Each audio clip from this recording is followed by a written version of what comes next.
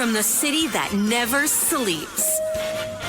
17 miles from Madison Square Garden, New York City. It's America at Night with Rich Valdez, America's favorite late-night talk program, featuring interesting guests from around the world and calls from across America.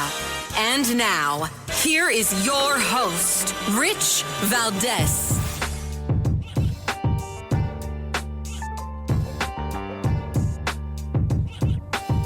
Hi there, good evening, and what's up, America? I am Rich Valdez, Valdez with an S, at Rich Valdez on all of the social media. Welcome to the Tuesday night edition of the program. We're live, we're national.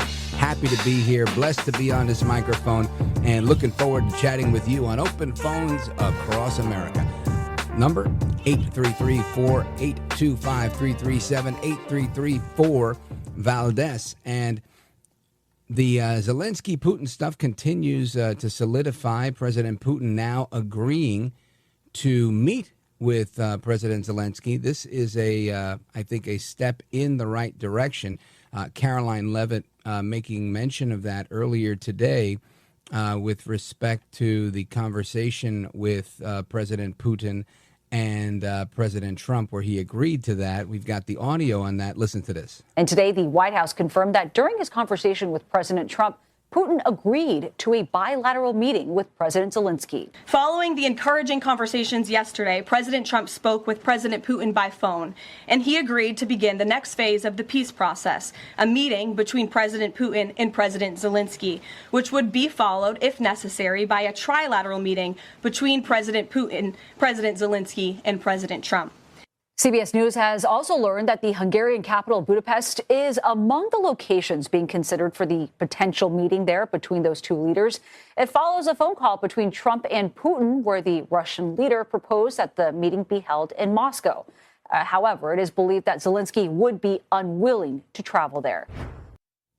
So that's the latest on that. Then we've got more, right? There's also this item that I want to share with you, because while that's happening at the national level, you got folks in Boston, in particular, the mayor of Boston, Michelle Wu.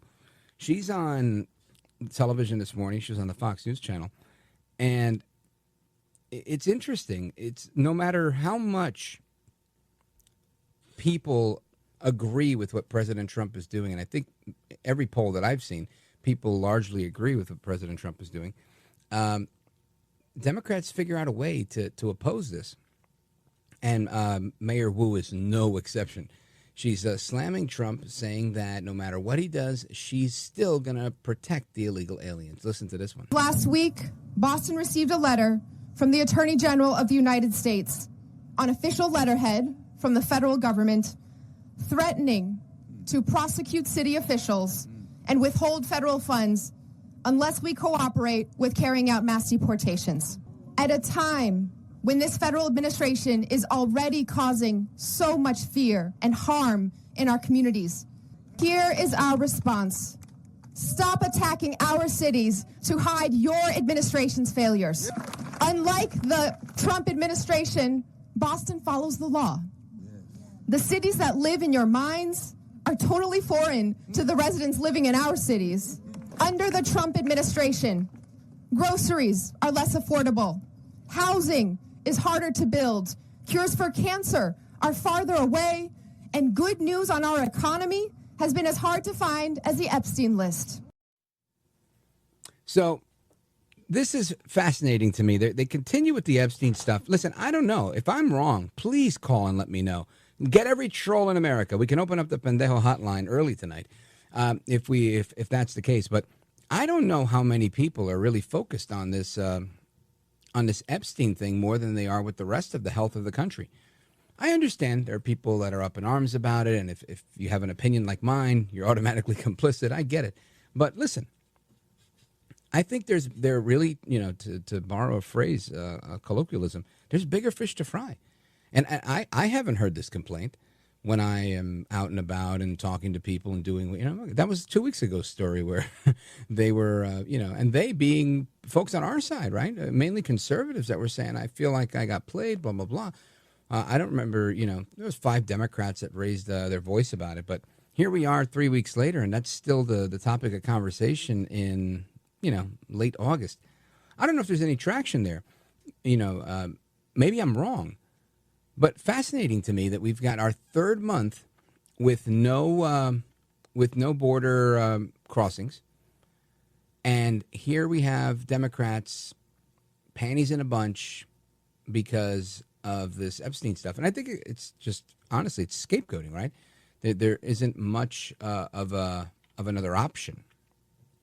So when you have the economy that seems to be going way better, right, than expected, you've got U.S. inflation that's not rising as much as they expected to rise. As a matter of fact, cooling in the last several months. What else can they complain about? I listened to this one from Vanessa Yurkovich on CNN. Categories that we always look at: energy, food, and shelter. Energy fell by 1.1%. That was largely driven because of gas prices falling in the month of July by 2.2%. Look at that food. I mean, this is where people spend their money, right? Food every single day. Food flat, 0%, and actually down at the grocery store by 0.1%. And then shelter, we always usually see an increase because that is what people are paying on rent. So people are saving money on food, and they're saving money on energy. Mind you, those figures are typically not even included in your typical inflation number. So how about that? Now, again, my question remains, whether you like Trump or you don't like Trump. 6, 7 wars have been ended, right? Major long-term conflicts. For many of us that are not very cultured or very savvy in the world of geopolitics, myself included, there's a number of these conflicts that I'd heard of years ago and did not know were still very active. Like the Rwanda-Congo conflict, I didn't know that was ongoing. I'd known about the beef between Azerbaijan and Armenia as like a lifelong war, but I didn't know it was a very active war, and it is. I mean, and all you got to do is say something like I just said in front of an Armenian, and you'll get it handed to you. They'll be like, "What do you mean you didn't know?" Right? They will school you real quick. And the reality is, these are major impacts across the globe that the president is making, including this most recent one. The most recent one being the ceasefire with Hamas and the IDF, and bringing things to, somewhat calmer situation there as they prepared the long-term security plan in Gaza. And then, of course, the latest with Zelensky and Putin, which, again, I can't say it's the latest. I guess we should say it's the forthcoming, because it hasn't happened yet. But wow is the word that comes to mind for me. You've got President Trump doing all these things, right? Inflation, cooling. What else do we have? We have tariffs that worked largely well. I think last month's number was $120 billion in the Treasury. And the economy didn't break. You had the S&P and the Dow and the market overall, just record numbers there.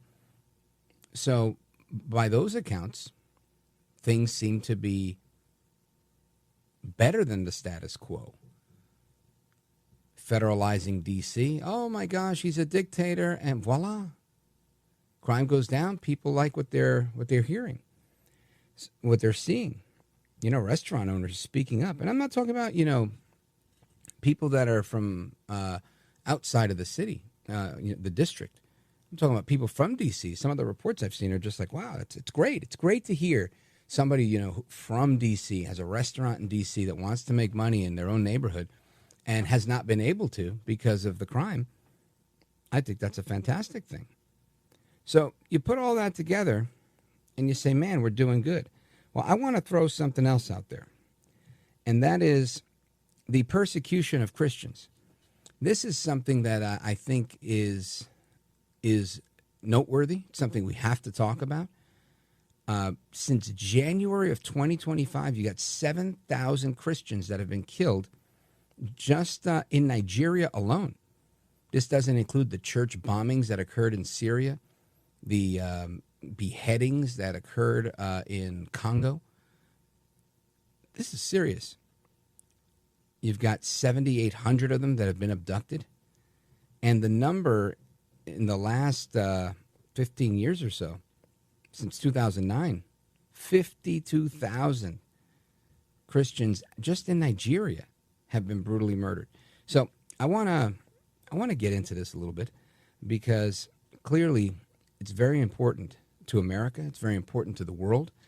And we're going to have that conversation with the director of the White House Faith Office. Jenny Korn is joining us right after this. This is America at Night with Rich Valdez.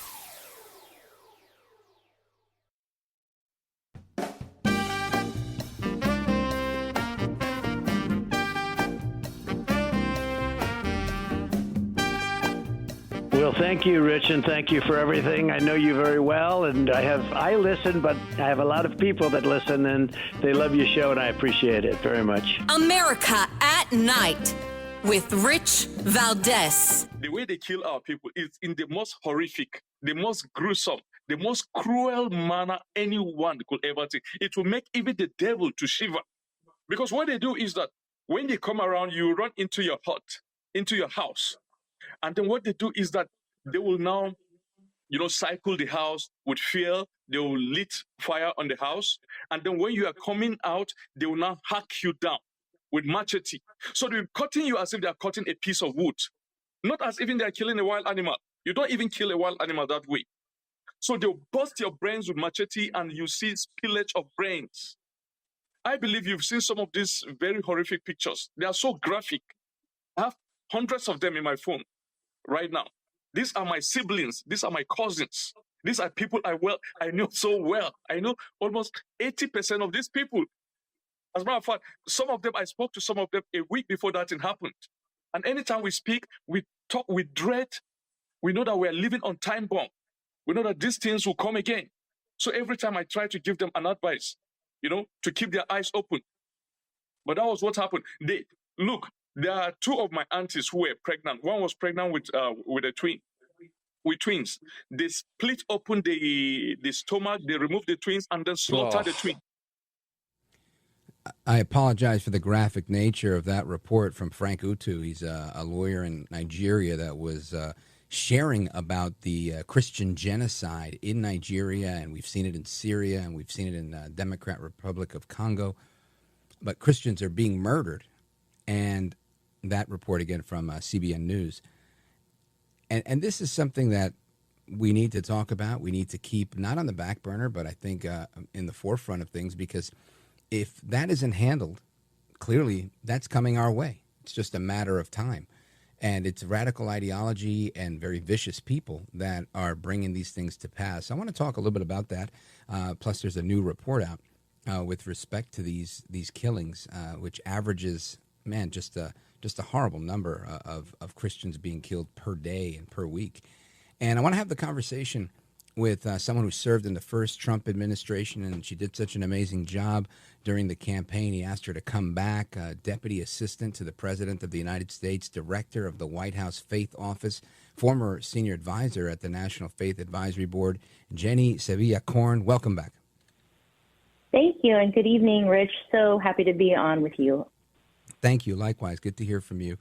And I want to, just run a little bit of this by you, this report that I saw, and I thought to myself, wow, one of the Christian organizations quantified this, the Society for Civil Liberties and the Rule of Law, and they've come up with more than 7,000 Christians being killed because of their faith in Nigeria alone in 2025, which equates to 32 deaths every single day. And I thought, my goodness, more than 30 Christians being murdered every day in Nigeria. This is a genocide if I've ever heard of one, and yet we don't hear too much from it from the mainstream media.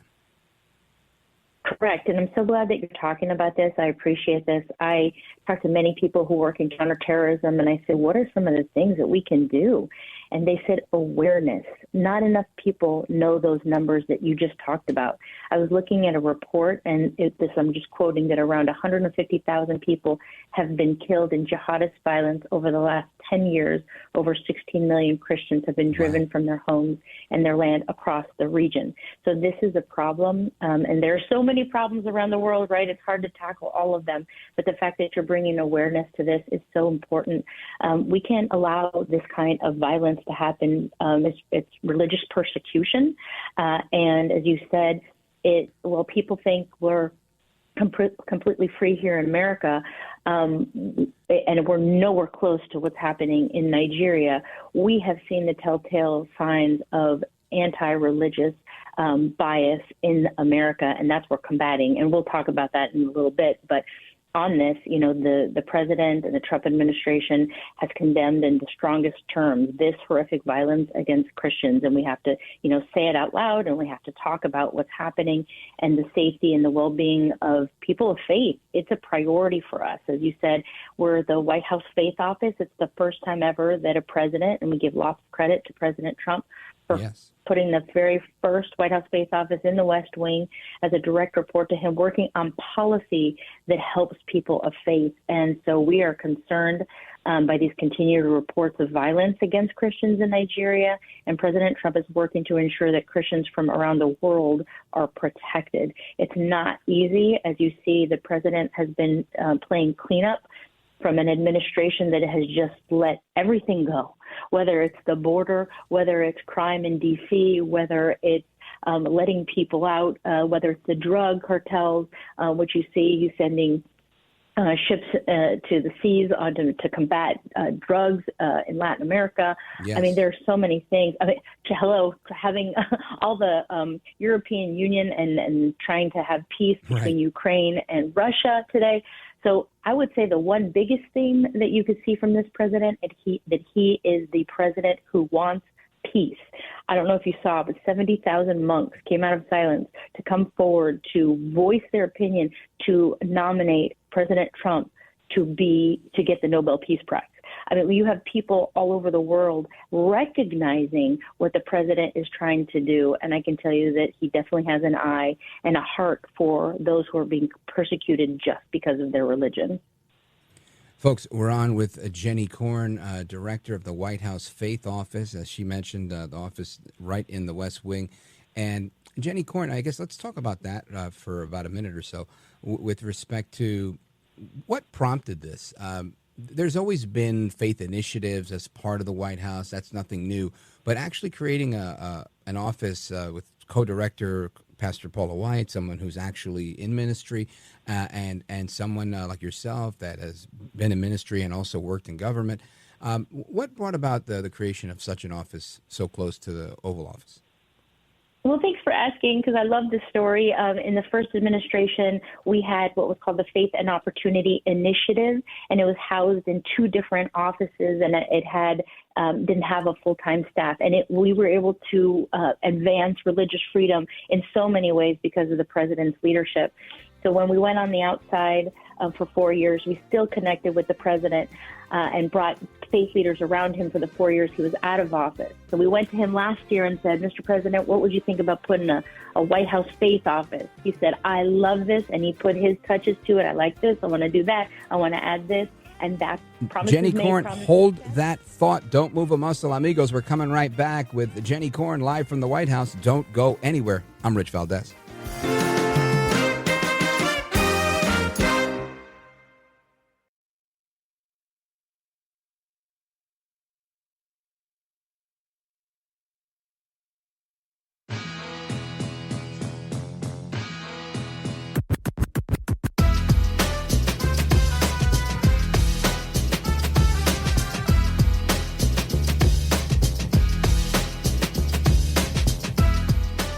The best guests, the best opinions. This is America at Night with Rich Valdez. All right, amigos, welcome back. We continue our conversation with Jenny Korn. She is director of the White House Faith Office. And I want to get into a number of things in this segment. I want to talk about the Hispanic Heritage Month that's coming up and what some left-wing organizations are doing to bring negative attention to that. Maybe touching a little bit upon some of the work the administration's doing in Venezuela to combat cartels in Latin America, as well as wrapping up on the story of the founding of the White House Faith Office. We left you with a cliffhanger as Jenny Korn was telling us what inspired President Trump to open such an office in the West Wing. Jenny Korn, welcome back, and let's pick up where you left off. Thanks so much. And I love your tagline in there, having the best guests. I appreciate that and take that to heart. What I was saying is that, we had during the 4 years President was out of office, we still kept the faith effort going, brought people of faith around him for those 4 years because he loves his pastors, his priests, his rabbis, his imams. He loves people of faith. And then we came to him with this plan of the faith office. He loved it. And he put, he always has great ideas. So he put, I want to do this. I want to change that. I want to add this. And promises made, promises kept. He got into office and first ever White House Faith Office. And we take it very seriously. We tell people, because what is this White House Faith Office? We are not the pastor of the White House. We are not the theological office. We are there to ensure that people of faith have a voice in their government because far too long they've been discriminated. We have one part of what we do is we have task forces that are real task forces that work. And one of them is to eradicate anti-Christian bias and all other anti-religious bias. We've had one meeting so far. Mamdani is the chair of this, and the other cabinet members are members. And in just the first meeting, State Department put out an email, and they have received over 199 reports of anti-Christian bias within the State Department. The VA has hundreds. We've learned that the Department of Labor turned their faith office, their faith center, into a DEI office, literally replaced the faith office with the DEI office. So we are uncovering so much that the federal government did against people of faith. So our job is to make sure that people of faith have a level playing field when it comes to the federal government. Outstanding. And again, amigos, we're on with Jenny Korn, director of the White House Faith Office in the West Wing. And Jenny Korn, switching gears a little bit to domestic policy, there's an organization led by Mr. Carrera in Mecklenburg, Virginia. They put on a Hispanic Heritage Festival. Of course, we're in the midst of Hispanic Heritage Month right now. And he's canceling the festival this year because he's afraid they're going to arrest Puerto Ricans and some others that might be in attendance from an ICE raid. First of all, let me give you some education. Not you, because Puerto Ricans are Americans, and they don't have to apply for visas. Puerto Rico is a territory of the United States, so Puerto Ricans, you don't have to worry. Yeah, and I feel like I tend to call out a lot of these reports because there's at least once a week I hear someone making the claim that, you better be careful because they're locking up anybody that's brown, and it's clearly propaganda, demagoguery, fear mongering, but. Let's talk about this, I think, at the macro level, because I think it's silly, but this is really a grasp for power, in my opinion, political power. You've got Hispanics that, by and large, said, we're voting with Trump. We like what he has to offer, right? They like the idea of a president that opens a faith office in the West Wing, a president that wants to end wars instead of start new wars, one who's making it more affordable to live in the United States. And when Hispanics like that stuff, then you've got other Hispanics that, idolize Marx and Engels and the rest of the left. They don't like this. And I think this is the result of that. But that's me, and I'm a cynic, and, I'm a radio guy. What are your thoughts? Sure. Well, for those of you who don't know, I'm Mexican American. My mother was born in Guadalajara, and my grandfather came over to America on the Bracero program. So I have been a result of the amazing American dream. I was born in East LA and started my career going door to door and doing phone banking in Los Angeles. So I have really been at the grassroots level. And to, whittle down the Latino community to immigration really diminishes who we are. We are proud that we are Americans. My mother said the most beautiful thing to her when she crossed over into San Diego was to see the American flag waving against the blue sky and how excited that her shoes didn't get dirty. And I said, what are you talking about, your mom? She goes, because because you guys don't realize you have paved roads and sidewalks. We didn't have that. And so I have grown up to love this country. Most Latino Americans love this country. 46%, the highest vote ever for a Republican candidate, voted for President Trump. Those Hispanics who live along the border, who have been traumatized by the violence because of the border, open borders under Biden, voted for President Trump. And so, you know, to gin up this, oh, we've got to stay away. If you are a legal immigrant, if you are a green card holder, if you have a legal visa, you don't have to worry about anything. This president and the administration is cleaning up another mess that Biden left by having open borders. 10 million plus people came over, and we don't know who they are. He wants a safe country. He wants a peaceful country. And Hispanic Heritage Month should be about us celebrating our culture, our music, our food, without having to worry because we are also Americans here. Yeah, really good point. And, you know, every now and again, I meet a few people that say, you know, hold on a second. Why are we even celebrating Hispanic heritage? You know, why don't we celebrate this heritage or that heritage? And the reality is, I think we do celebrate many different heritages. But the reason for that is President Reagan. President Reagan made Hispanic Heritage Month a thing during his administration, and it's been a tradition carried by all the presidents since. And prior to that, it was Hispanic Heritage Week. So with that being said, talk to us about, you know, what your office is doing for Hispanic Heritage Month and the administration overall.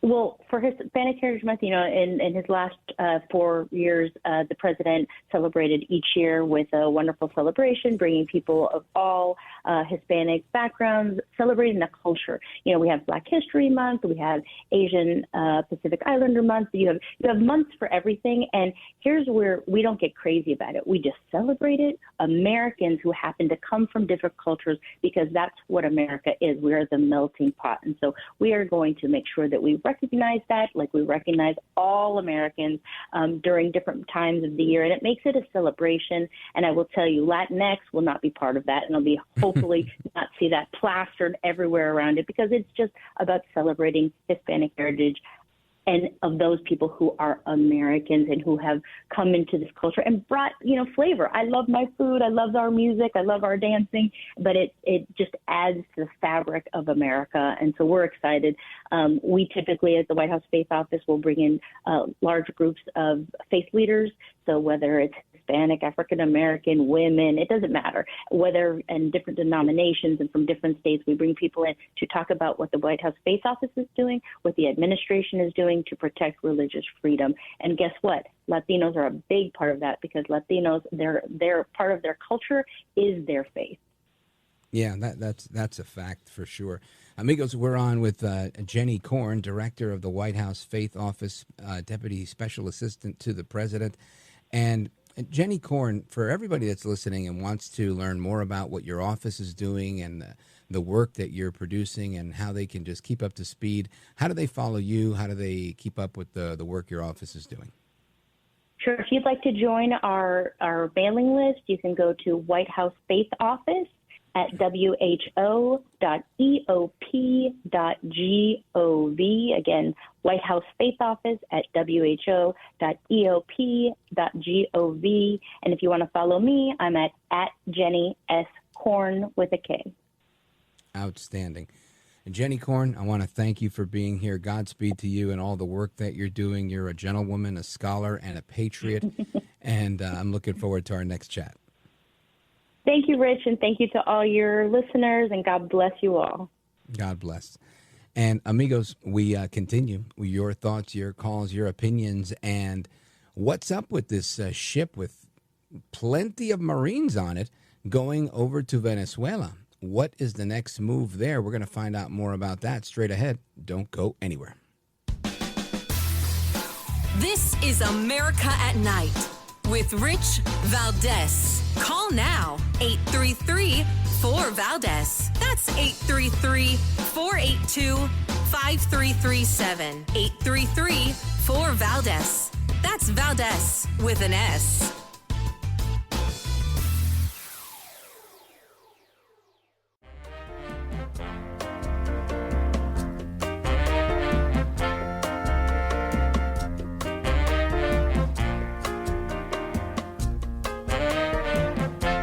I will want to say to you that I really appreciate what you're doing for people and their state of mind and their viewpoints on the airwaves every night. I really do appreciate it. America at Night with Rich Valdez. I wanted to ask about the 3 U.S. warships that are being sent to Venezuela, and there's 4,000 Marines on board. Are you looking at possibility of boots on the ground there? What I will say with respect to Venezuela, President Trump has been very clear and consistent. He's prepared to use every element of American power to stop drugs from flooding into our country and to bring those responsible to justice. The Maduro regime is not the legitimate government of Venezuela. It is a narco-terror cartel. In Maduro, it is the view of this administration, is not a legitimate president. He is a fugitive head of this cartel who has been indicted in the United States for trafficking drugs into the country. That is White House Press Secretary Caroline Leavitt confirming that there are thousands of destroyers and thousands of Marines aboard several warships, destroyers that are headed towards Venezuela. They're patrolling the waters around there and doubling down on this drug cartel accusation. Big deal. So right now we know of 3. You've got the Aegis, which are missile-guided destroyers. There's 3 of them there.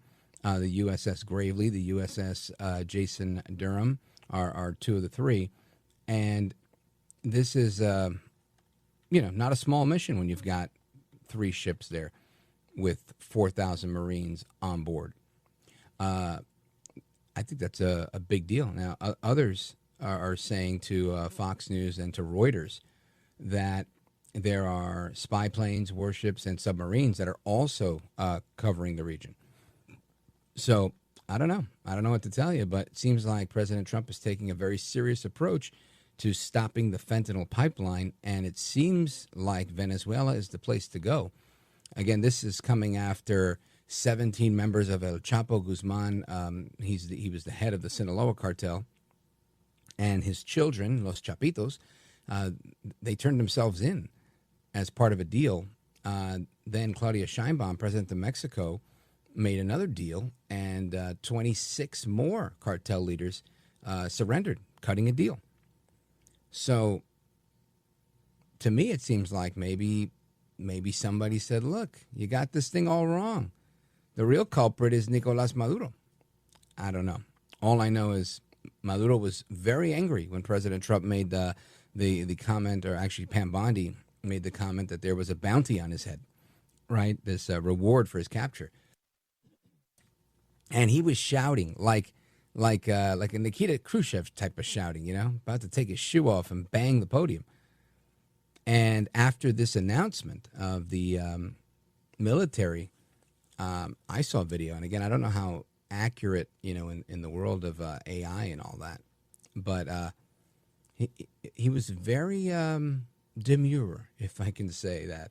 His posture totally changed. He was not angry. He was very contrite. And he was saying, this is a letter I've written to President Trump. And basically, saying, look, you got the wrong guy. It's not me. But he wasn't shouting and banging the podium anymore. And I thought, that's pretty interesting. So, also interesting, Caroline Leavitt's very, very certain language. Right? Very, very certain language. She said the Maduro regime is not the legitimate government of Venezuela. It is a narco-terror cartel. Maduro is a fugitive head of this cartel who's been indicted in the United States for trafficking drugs into the country. This is a very big deal. If I were the president of a country and the United States said to me from their White House that I was not the legitimate leader and then sent 3 warships with 4,000 U.S. Marines, I'd be concerned. Right? I wouldn't say I'd be, quaking in my boots, because people move ships around all the time as a show of force, and oftentimes there's no action related to that. However, we're in uncertain times, right? You've got El Trompito. He likes to make a deal, but he's also not playing. So, I don't know. Caroline Leavitt also saying that the United States government is prepared to use every element of American power to stop drugs from flooding into our country, and those who bring those responsible to justice. That's a quote. So what happens here? is this regime change? Do we topple Maduro? Do we lock him up? Do we bring in the opposition? Does the opposition seize the moment once he gets locked up? Do we lock him up? Do we send 4,000 Marines and have him surrender? Sounds more like it to me. But I'm not sure. Maduro is Hugo Chavez Part 2. I don't know if he's going to go without kicking and screaming. It plays better for his brand, He's like AOC and whatnot. They love a good show. So, I don't know. But I'd love your thoughts on this and everything else that we've discussed tonight. Here's the number, 833-482-5337, 833-4-VALDEZ. This is America at Night with Rich Valdez.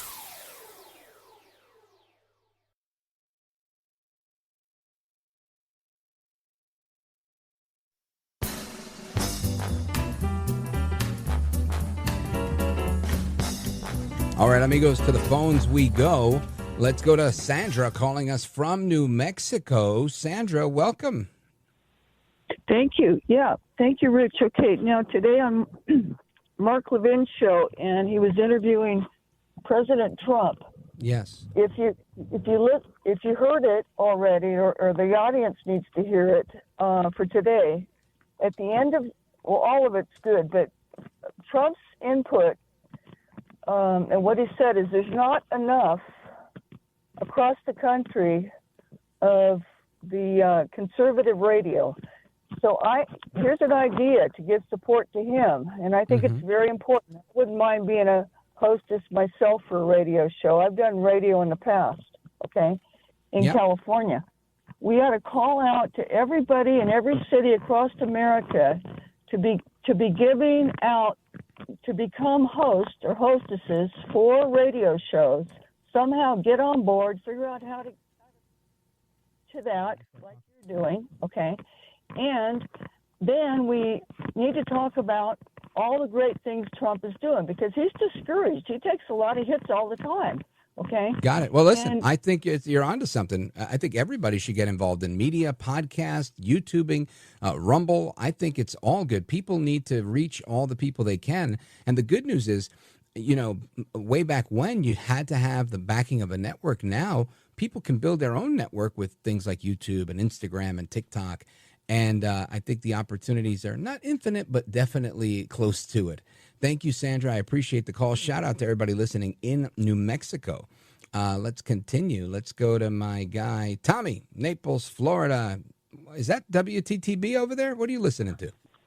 I just went online, Rich, and looked your show up and hit play. And I love your show. I like your style, most of all. You. Anyway, my dear friend, I want to just shout out real quick.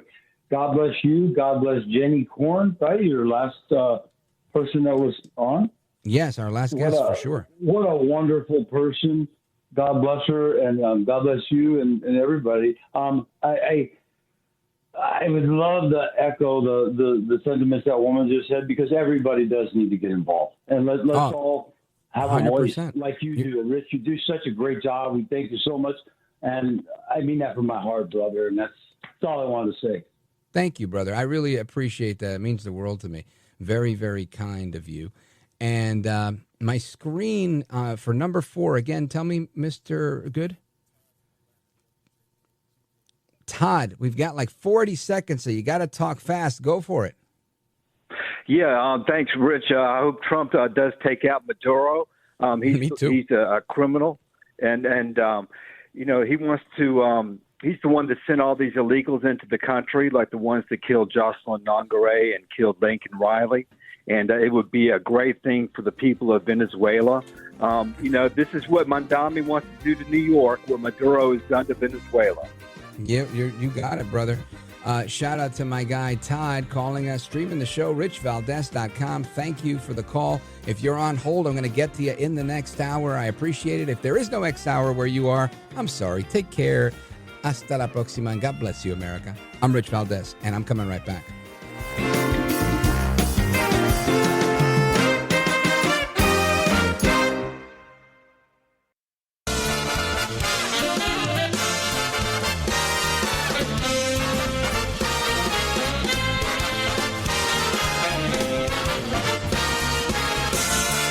Live from the city that never sleeps. 17 miles from Madison Square Garden, New York City. It's America at Night with Rich Valdez, America's favorite late night talk program, featuring interesting guests from around the world and calls from across America. And now, here is your host, Rich Valdez.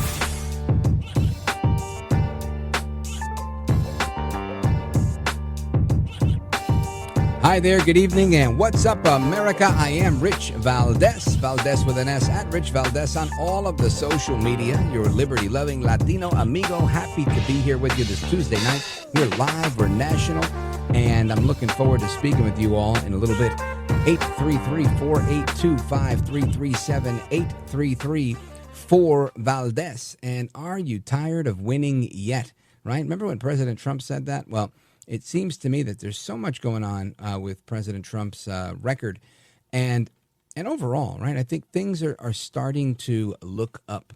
And when you really look at the way things work in our society, in our economy, it doesn't always have an immediate effect, right? It takes a while to turn the Titanic around. And then once you've turned it around, that inertia takes a while to kick in. But I think many things are happening quickly at the federal level, and they're starting to materialize in our lives. For example, I think you see people that are just willing to do more, right? Just realizing that, all right, this is it. Like a conversation I had today, a friend of mine, and he tells me, yeah, I'm looking to buy a multi-family house. He has a couple. He's kind of in that business. And I was waiting for him to say, but I'm waiting for interest rates to go down and blah, blah, blah. And in fact, he said the exact opposite. He said, and most people are waiting for the interest rates to go down. He said, not me. He said, because once interest rates go down, the housing costs are probably going to increase by 15 or 20%. And he said, right now, if I take a 7 or 7.5% mortgage or even an 8% mortgage, as opposed to waiting for interest rates to go down and get a mortgage that's, considerably less by a couple of points, I'll pay so much more for the home. And I thought he raised a pretty good point. So I realized that when you hear things like that, people are becoming bullish on things because they see what's happening. In particular, the crypto market, right? While there's, some uncertainty with certain things and there's volatility there, you also see kind of continued and sustained growth with Bitcoin. And this is, I think, is a big deal when this is serving as a model for where we're going with much of our economy. And I say, wow, that's pretty good. It's a pretty good thing. It's getting people interested. A conversation that we had just last night with Mpumi Melchizedek, where he was talking about the, from the South African perspective, what his thoughts were on crypto and how Donald Trump is solidifying the United States as the crypto capital of the world. So I look at all these things and I say, wow, these are really big concepts that I know scare people. Look, I love Pat Boone. He is a patriot. God bless him. However, he is, he's a spokesperson for like a precious metals company. And there's nothing wrong with that either. I love precious metals. I'm in the jewelry business when I'm not on the radio. But I can tell you this. The secret war, he talks about this secret war and saying that it's, digital currencies are coming for the dollar. That's not an exaggeration. I think it's true, right? And it's not that they're coming for the dollar. It's kind of like the dollar's leaving, and they're just filling the space, the void that's left over. The fear associated with digital currencies has always been what they called a CBDC, a central bank digital currency, where, like China, the rogue government, like the CCP, could go ahead and say, I don't like what you said on the radio. I don't like the way you're doing your job. I think you took a red light, and I'm going to suspend your ability to use your digital assets because I can control them. I can turn them off and on because they're electronic and I'm the boss. And people don't like this idea. People like the idea of having a gold coin or a paper dollar and being able to do whatever the heck they want to do. However, the paper isn't worth much because it's not backed by anything. So as we transition, and in large part I think we have, right? I think there's a lot of places where cash isn't a thing anymore. There's even some states that have moved away from actually accepting cash as legal tender anymore because they've opted during COVID and whatnot, or under the guise of COVID, to go with electronic banking. So all those paper dollars under your bed one day may or may not be worth anything. So if I was to fearmonger, and I'm not trying to, but I would say, stop being afraid of the digital currency. You should be afraid of the cash, because there may come a day where the only thing that cash is good for is to make your mattress a little fluffier. Now, I hope that's not the case, and I don't expect it to fully be the case. But it's a reality that can happen when you have digital gold like Bitcoin that can truly rule the roost. Anyway, wasn't planning on going there in this segment. I had other things in mind, but that was a little tangent that I wanted to go on a little bit later, but we did it now. And I think it's a good thing to discuss and to keep in the back of our minds, highlighting what's going on with the economy. Now, another thing that's going on in the economy, you've got some executives from different banks that the latest is that they're blowing the whistle on the Obama administration and the Biden administration, saying that they were pressured to actually deplatform and debank conservatives. Now, I remember when this was happening. Matter of fact, we interviewed a couple of people that this did happen to. We actually interviewed some people that opened a bank as a result of fighting back against them getting kicked out of banks. And it's amazing to me that is, lamentably what this has come down to. But technology abounds. And not only is our system of currency, going quantum eventually and going very digital, but we've got all information that's, touching different types of technology and innovation like artificial intelligence. I mean, I got to tell you, I laughed my butt off all weekend, right? Scrolling through Instagram whenever. It's what I do instead of watching TV. I scroll on Instagram and I watch all these AI videos of all sorts of things. And they're funny. They're very funny, and they're getting more and more sophisticated as the days go by. So I want to talk about artificial intelligence because clearly this is a concern for a lot of people.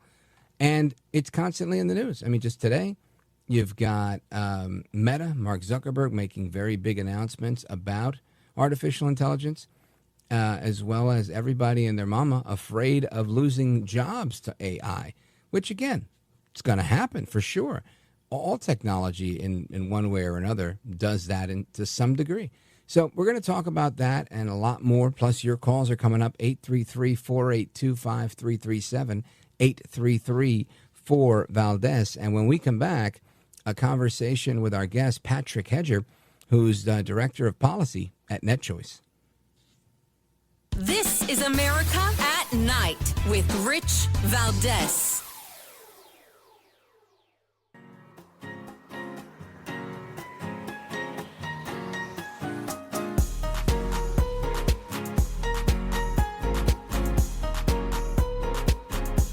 By the way, your ratings are up. Congratulations. I had somebody. It's always nice to check. I like to see, even if they're friends, I like to see how are they doing. Are people listening, right?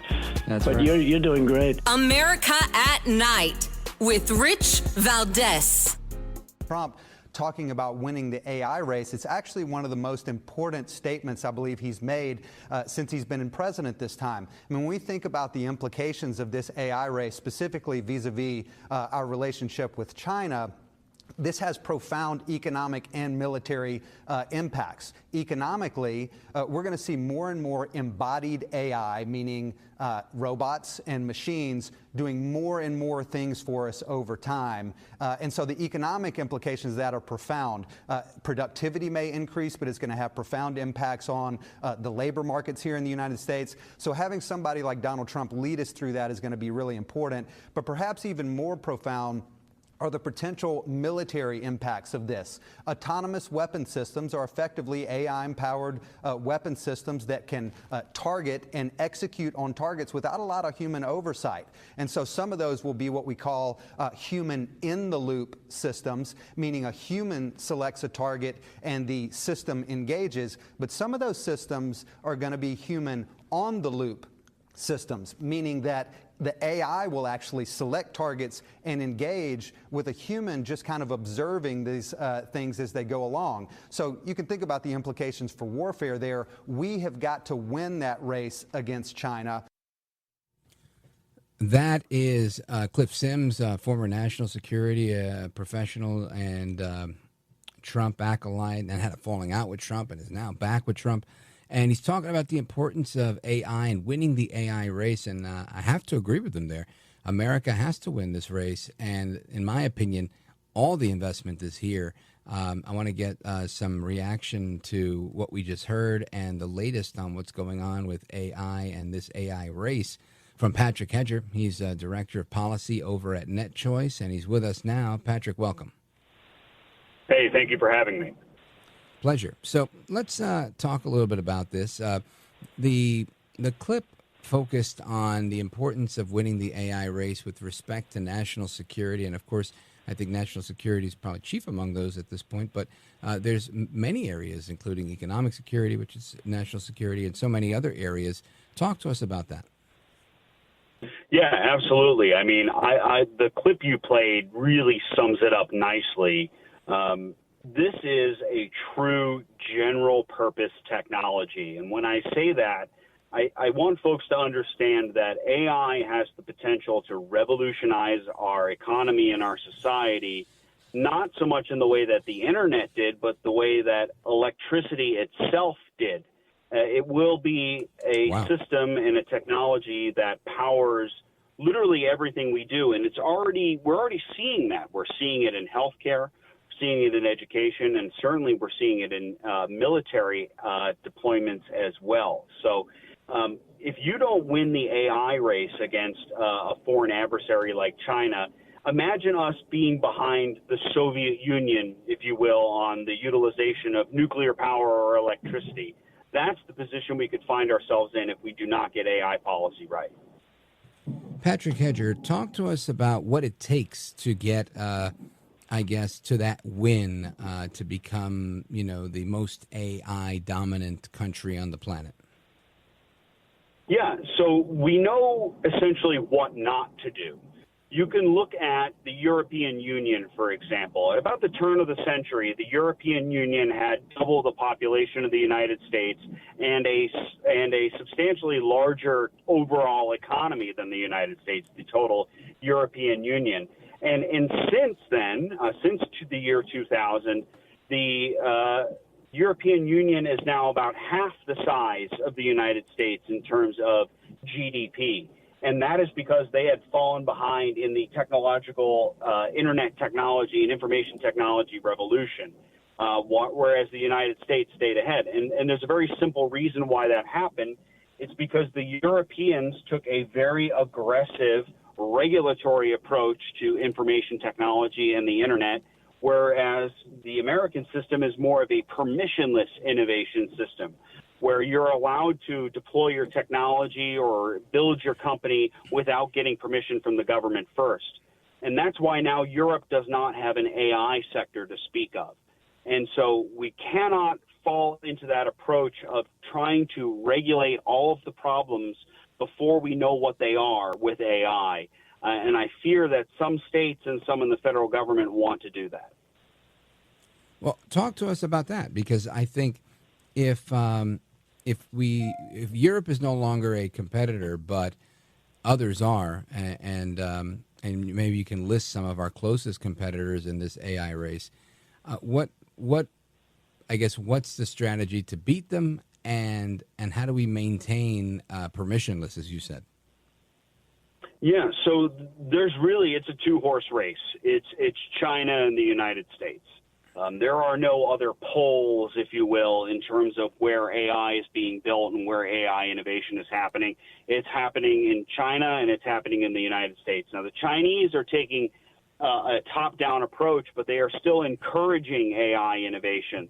The state is very involved. The state is a major customer of AI, but that's really it in terms of who is competing with us.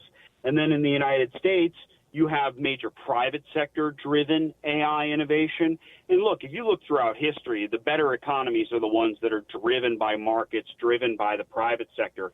So we have that inherent advantage against the Chinese system, where there is that sort of top down command and control, but encouragement of AI.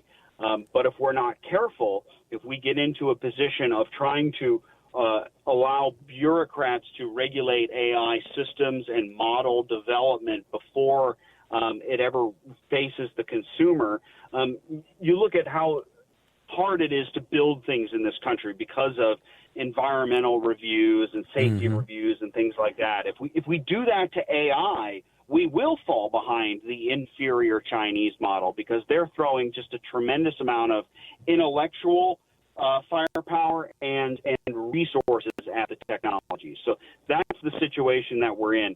The best thing that we can do is allow innovators to innovate and not tie their hands with the kind of red tape that we've seen. Yeah, very good point. And I think it's imperative that we don't handcuff ourselves with bureaucracy, because that can happen. Hopefully not with the current administration, but it's Washington we're dealing with. Folks, we're on with Patrick Hedger, Director of Policy at NetChoice. And we have a couple of minutes before we take our pause. And I want to get your take on this, because as you said, it's a two-horse race. Got it. There's still plenty of work happening in the United States. And for example, you've got Meta that has AI that they use for a million different things, like ad sales and just user experience stuff. But others are also competing for similar technologies in similar spaces. How do we, I guess, prevent monopolies from forming with this type of technology? Yeah, so the best way to prevent that from happening is to prevent creation of what we call regulatory moats or regulatory capture, because it's the biggest companies that have the lawyers and the accountants and the lobbyists that can navigate the halls of various state legislatures or navigate the halls of Washington to get rules written in their favor. And so it's important that we're not writing rules that only the big companies can comply with. And that really is piggybacks on everything that I've just said. Don't overregulate this, because you may actually end up entrenching the companies with the deepest resources into that position. But it's also important to emphasize that we shouldn't be looking backwards in terms of technology. We need to end some of the major regulatory pushes we've seen against America's AI innovators that we have now. All right, well, hold that thought. We're going to continue the conversation when we return with Patrick Hedger from NetChoice and me, Rich Valdez. Don't go anywhere.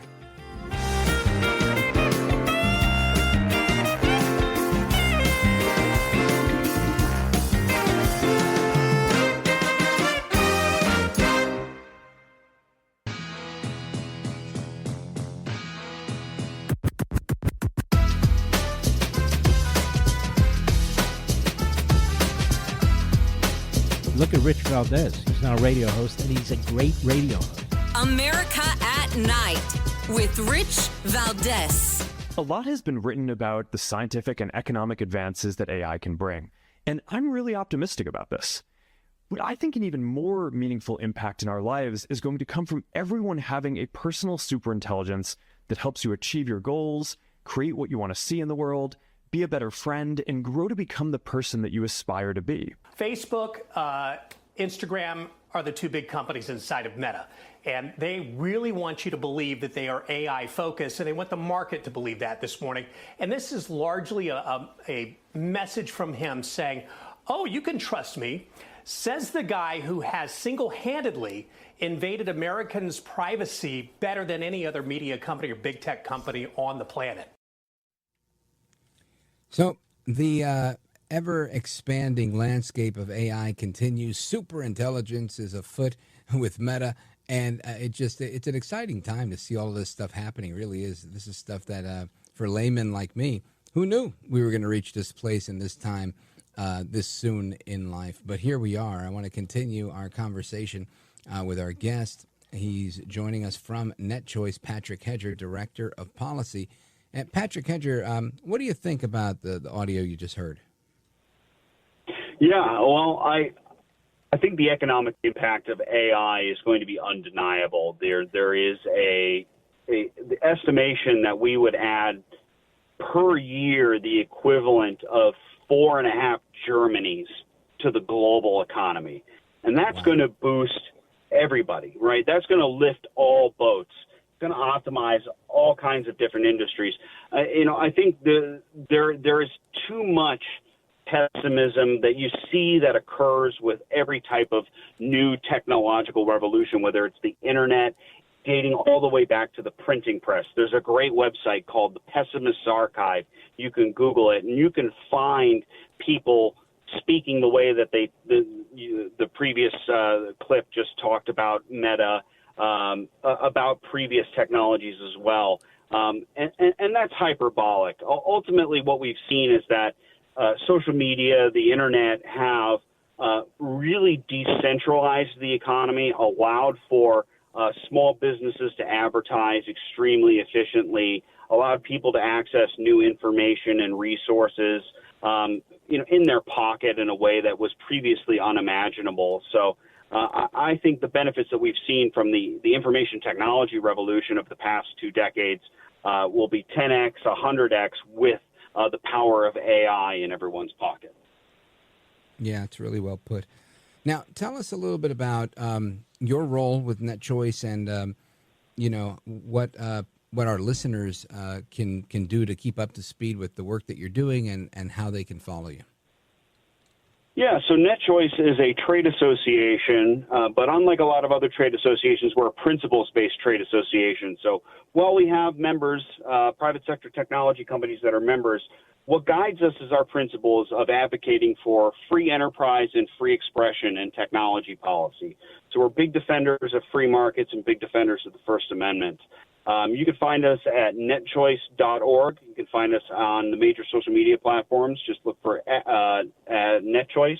And then you can follow me as well on X at Pat_Hedger. Outstanding. Well, I really appreciate the analysis and your time. Patrick Hedger from NetChoice. You're a gentleman, a scholar, and a patriot, sir. Thank you. Hey, thank you very much. You bet. And amigos, we continue the conversation straight ahead, of course, with each and every one of you. Open phones across America is coming up right now, 833-482-5337, 833-4-Valdez. And before we jump into that, there's been some results, right? Some people think that, no, it's just not working, this federalization of D.C., what's going on, blah, blah, blah. Well, there's been a number of arrests, and it seems like people in the community are happier now that they're taking the criminal element off the street. So we're going to talk about that. We're going to also get your reaction to so much of what's going on when we return. Don't go anywhere. This is America at Night with Rich Valdez. Call now, 833-4-VALDEZ. That's 833-482-5337. 833-4-VALDEZ. That's Valdez with an S.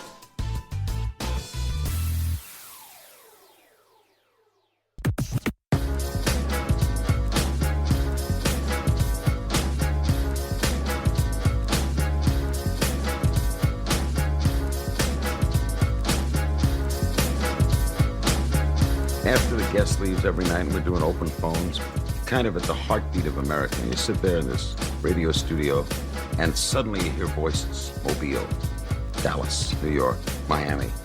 And there's kind of a conglomeration of America all in one room. Call now, 833-4-VALDEZ. That's 833-482-5337. 833-4-VALDEZ. That's Valdez with an S. And I will just reiterate, 465 total arrests and counting since the start of this operation. I believe 11 or 12 days ago, I'll have to check the calendar, but those are pretty remarkable results. If not for this task force and their high level of coordination and the leadership of this president, there would have been 465 more violent criminals on the streets of this capital that you all live in every day. So I think we should all be very grateful for that. That's White House Press Secretary Caroline Leavitt at the White House press briefing today. 465 arrests in the District of Columbia so far. Now, I don't know if 465 is a quantifier of success or failure or anything like that. I do know that I take every one of those arrests as a necessary one that had to be effectuated to make the neighborhood safer. And fantastic, right? Fantastic. And again, not necessarily celebrating the incarceration of people, celebrating the town being cleaned up.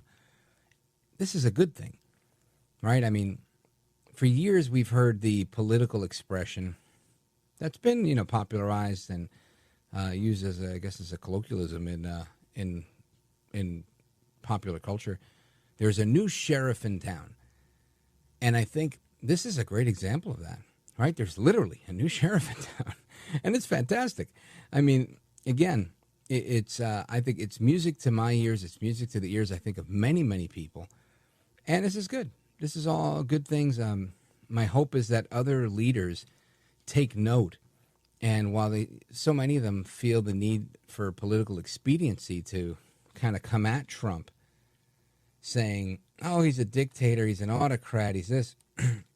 How about listening to the people and realizing that the majority of people are happy with what's going on? That's why the majority of people in the popular vote voted for Trump, right? Not just the Electoral College, but the popular vote as well, because this is what people desire, to live in safety, to live in prosperity. And of course, there's always a critic, right? There's always somebody, they just can't help themselves. Doesn't matter what Trump is doing. He can be ending wars, creating peace around the globe, working to make America more affordable, making America safer, ridding us of corruption, not all, but, of a lot of corruption that exists in our government, exposing the dirty tricks that predecessors of his used to use to fool Americans. The fact that they spy on their enemies, that they weaponized the government against them. And against him is not a personal thing, right? It's weaponizing against a political opponent. This is not something that should be done by anybody. And of course, the best that so many people can do is just try and say something negative about Trump. My advice to people would be, you got to give the guy credit for what he's doing well. And if you have a critique, then you add that on. But you can't just start with, oh, he's just doing X, Y, and Z because he doesn't want you to know about this, or he doesn't want you to know about that. These things, I think, they're just really not largely respected by the general population. But what do I know? Let's go to the phones. George, Chicago, Illinois, WLS. Go right ahead. Hey, Rich. Thanks for taking my call. Yes, sir. You brought up earlier, you even said something about any pendejos calling to talk about what the Boston mayor was saying in regards to the Epstein files and all that, to see if it's still an issue with people. But in my opinion, it's even if there's a 5% chance that our sitting president could be somehow involved in this scandal, I want to figure that out. Because in 5 years from now, what are we going to think that, let's say they just throw that to the side, and in 5 years we find out he really was part of something. with this whole scandal, wouldn't we be kicking ourselves in the ass for that? Like, why well, didn't I don't we know. do anything Let's about really. I'm looking at the last 6 or 7 months. Right now, I would say are Americans kicking themselves in the ass about electing Trump right now. The fact that he's put 6 wars or 7 wars to bed. He's working on the next one with Ukraine and Russia. Things are largely getting resolved in the Middle East. The economy here seems to be stable and moving forward. They said the sky was falling when he implemented tariffs. That's just the last few months, right? The border's been solid. Inflation's going down. Food costs have gone down. Energy costs have gone down, which means more money in your pocket. So if I were to use just that part and they were to say, this man is guilty as sin, I think most people are going to say, well, guilty as sin versus everything I just mentioned. I think I'm going to go with everything I just mentioned, right? I think that's what most people would do because it just makes all the sense in the world.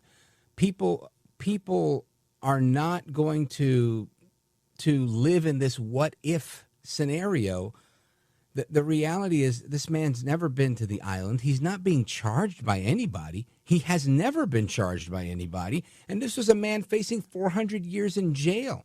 And the best crimes they could come up with were all non-crimes, as we've come to find out, right? The Mar-a-Lago documents case, which is largely BS and is gone now. The Alvin Bragg case, which, again, they took all the way to the finish line. But we all know, I mean, most people, most Democrats will admit that this was, in effect, a witch hunt to get him, right? Creating a new statute to make a local law, a federal law, to make a misdemeanor, a felony, all to go after this man. They did all of that. Why? Because they didn't have anything stronger to get him on. So if there was a remote possibility, and this information was all available all throughout Biden's presidency, that they could put this on Trump in any way, they would have done it. The only reason that's a conversation right now is because it came back in. It came back into he made good on a campaign promise saying, I'm going to make sure that my people in the DOJ make sure that this information becomes available. And they made the information available. And some people were not satisfied with the information that was made available, saying we want more information. We want the Epstein client list. Now, a number of people have alluded to the fact that there is no client list per se. There are certain clients that testified in a grand jury that were listed in the grand jury testimony, and their names are protected. And Trump said, release the names. And the judge said, absolutely not. We're going to protect that because we have to protect the grand jury process. So there's zero. I mean, there's just not a single person other than a political enemy of Trump's that's even suggesting that he had anything to do that was untoward. I for one, I can't put much more energy into this because there's no more onion to peel back. So your question, which is what if we find out at the end of the term when America's in such a great place and we're now the crypto capital of the world, and anybody with any sense who's gone to like Coinbase.com and opened up a Coinbase account and put any money in there is going to see their money, I'm going to guess, quadruple, maybe 10x their money in just a couple of years. These people who are now, I think we're going to see the Novo Riche here. We're going to have all sorts of new money in America because of this crypto revolution. I doubt very much anybody here is going to be, but what if? But what if there's a remote possibility that somehow, some way, he was like the rest of those guys? When nobody cares about Clinton, who already did this. Nobody cares about everybody else who's already done this. And the guy, not only is he dead, but he was already in jail. And his girlfriend's in jail. So, I mean, for me, this is, it's not like anybody walked away. So those are my thoughts on this, George. I appreciate it. And I don't think you qualify for a pendejo on the pendejo hotline. But that's kind of where I'm at. All right. I didn't hear you, but thank you, sir. I appreciate it. All right, let's see. Where do we go from here? We go to a quick pause, and then we come back, and more calls. Don't go anywhere. This is America at Night with Rich Valdez.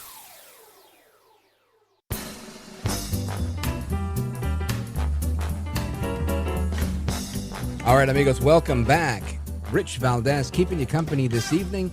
Lots more to discuss. Let's hit the phones. Boise, Idaho, my man Paul, faithful, go for it. Yeah, the reason why it's kind of familiar to you about what's going on with Maduro is because Manuel Noriega, who was strongman of Panama, was dealing drugs. He was by the ton. He wasn't doing easy stuff. He was moving them as fast as he could, and so they had to call the Marines in and take Manuel Noriega down. I don't know if you recall that or not, but I do. I was a little kid, Paul, and I remember that going down. And then I don't know. He came here. He was like a rock star in Miami, right, after his house arrest or whatever. But it was a lot better than living in exile, elsewhere, right? I think Miami's not a horrible place. Well, Escobar and Joseph Lader, they did not live nice lives. In fact, what happened to Pablo Escobar was not a good way to die. He was on the rooftop getting shot about 19 times, and finally laid there dead on the terracotta rooftop. And that's just one of them. So it really doesn't pay. You may see a plane load of cash, and your eyes get big. And the next thing you realize is, I'm not going to be able to spend this. How can I hide it? And what good does it do you? Yeah. And by the way, I just want to correct myself. He did not die in Miami. He died in Panama City. So that was that. But yeah, a very good point, Paul. And I'm with you there. And I look at this, and I've heard this critique before. Some people saying, well, this is the deep state, the CIA, the United States, yet again trying to topple somebody they don't like, to take over. This has nothing to do with drugs. This has to do with oil. I would say, great. Great, in my opinion. If you're going to have a bad guy and you have a right to go after the bad guy, why not go after a bad guy that has something that you could benefit from, right?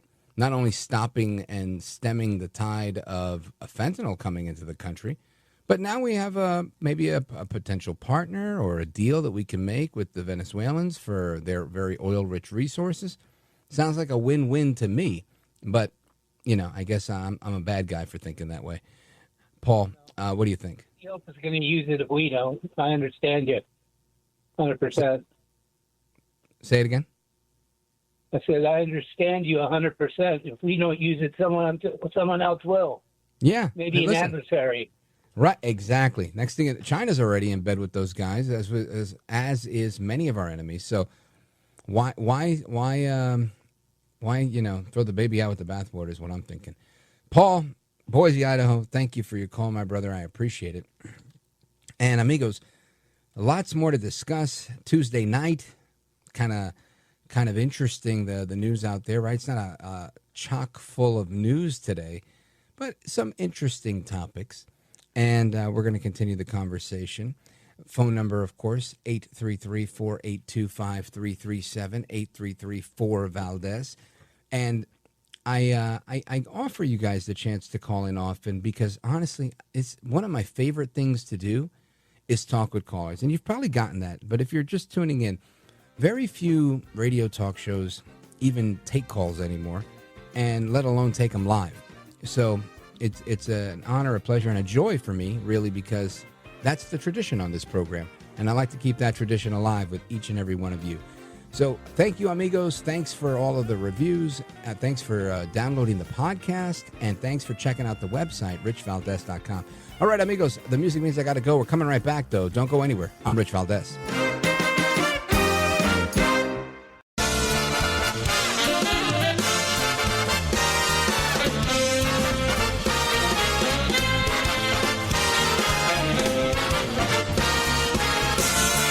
Live from the city that never sleeps. 17 miles from Madison Square Garden, New York City. It's America at Night with Rich Valdez, America's favorite late night talk program, featuring interesting guests from around the world and calls from across America. And now, here is your host, Rich Valdez.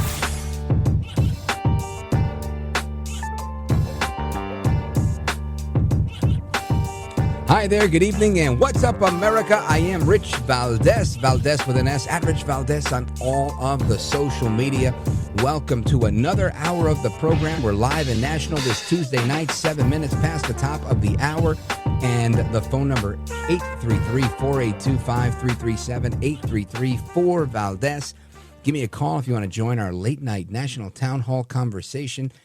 This is one of the top stories of the day is that President Putin has agreed to meet with President Zelensky.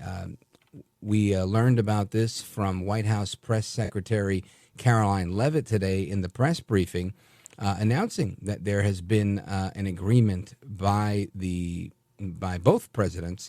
Listen to cut number 23. And today, the White House confirmed that during his conversation with President Trump, Putin agreed to a bilateral meeting with President Zelensky. Following the encouraging conversations yesterday, President Trump spoke with President Putin by phone, and he agreed to begin the next phase of the peace process, a meeting between President Putin and President Zelensky. And there you go.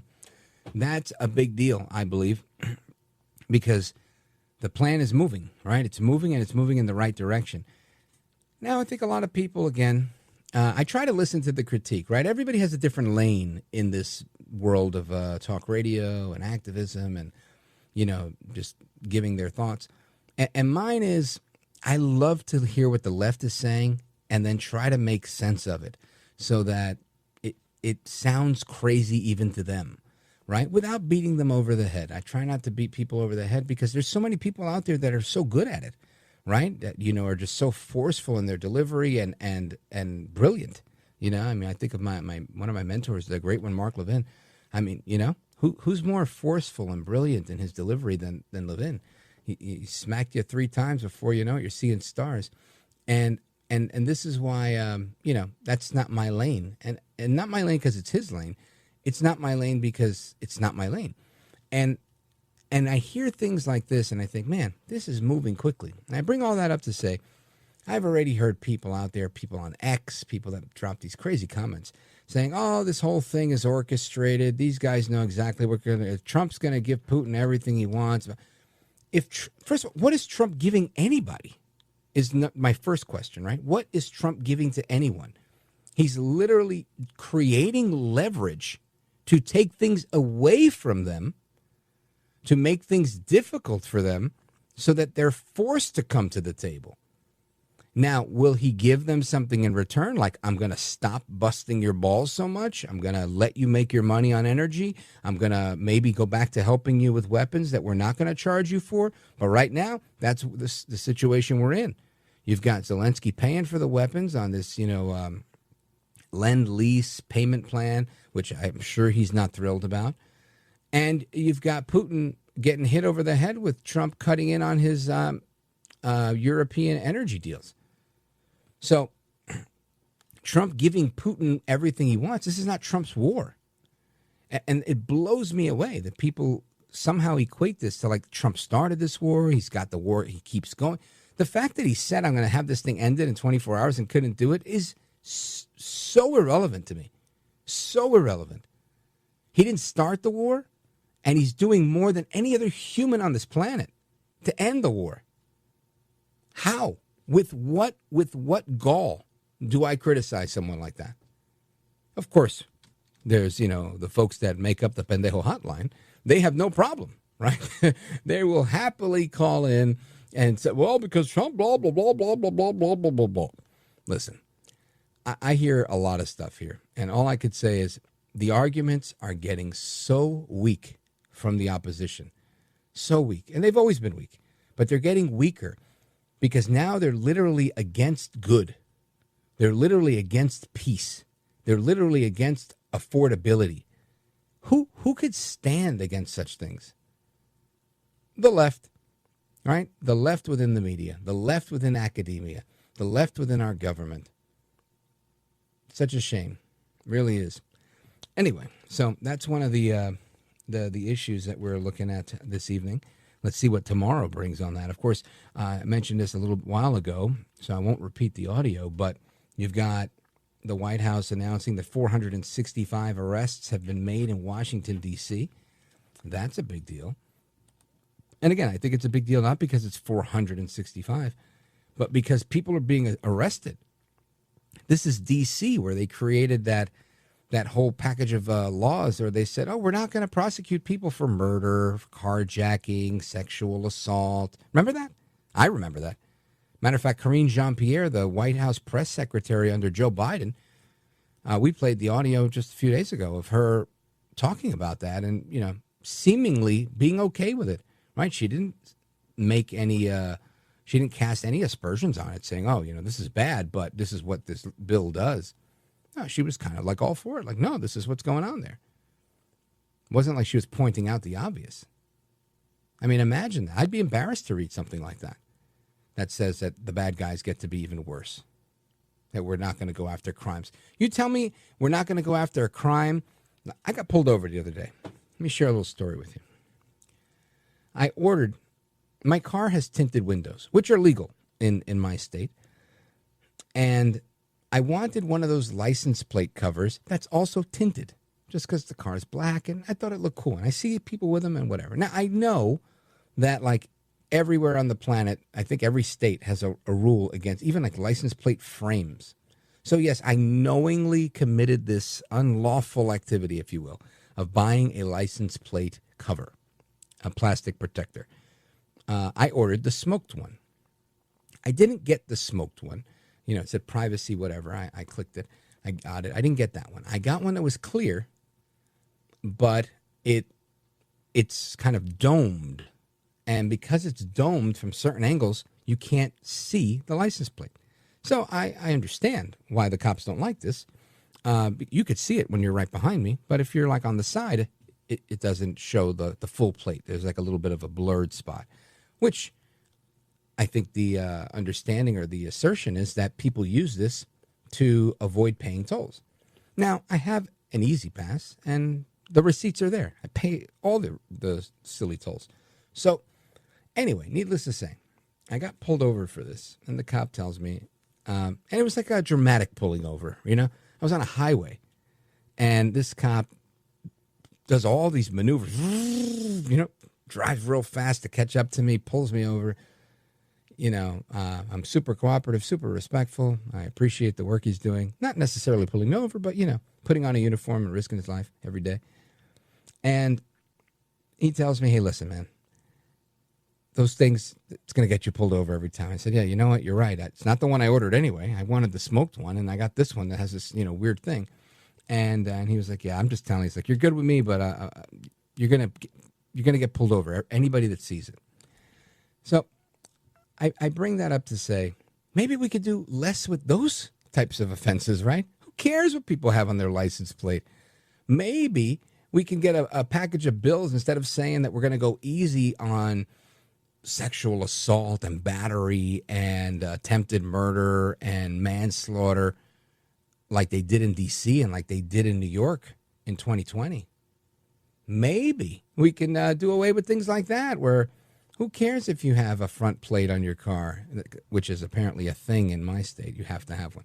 Who cares if you have a license plate cover on your car that's insured and registered and, you know, on the level in every other area. Anyway, that was just my rant. Anyway, I want to talk about taking on socialists like Mamdani. I want to talk about taking on Marxists like Alvin Bragg, the people that are in New York City that are making things worse and not making them better. And we're going to do that with Maron. She is running for district attorney against Alvin Bragg, the same Alvin Bragg that brought the case against El Trompito Donaldus Magnus, the 45th and 47th president of these United States. And I've heard a lot of good things. Actually, I think I shook her hand at an event with the Queens Village Republican Party a couple of months back. So looking forward to that conversation. She's got some news that she's going to share with us, and all of that's coming up straight ahead. This is America at Night with Rich Valdez.